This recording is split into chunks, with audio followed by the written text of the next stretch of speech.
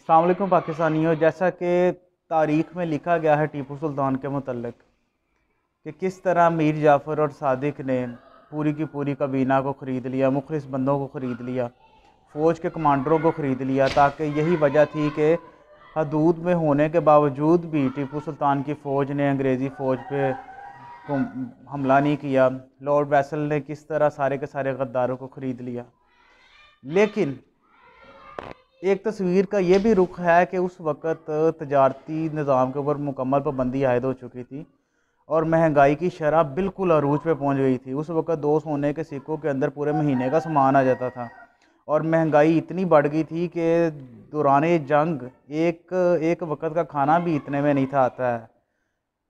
हकीकत बात यह है कि आज के दौर में आज अब तकरीबन को 250-300 साल के बाद भी अगर किसी को याद है ना तो टीपू सुल्तान की बहादुरी याद है। अगर किसी को याद है तो मीर जाफ़र की गद्दारी याद है कि किस तरह उसने सारे के सारे फ़ौजी कमांडरों को और हर एक चीज़ को जो नुकसान पहुंचा सकते थे रियासत को, सबको ख़रीद लिया।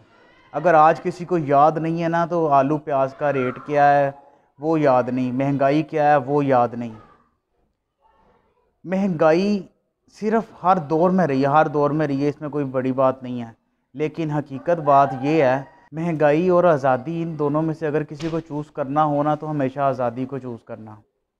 शायर क्या खूब कहता है, आ तुझको बताता हूँ तकदीर उमम क्या है, शमशीर व सना अव्वल ताउस व रुबाब आखिर। किसी को नहीं पता है। अगर आज ग़ुलामी आती है तो हमारी अगली नस्लें ग़ुलामी में ही ज़िंदगी गुजारेंगी। यही इनकी सबसे बड़ी गाली है।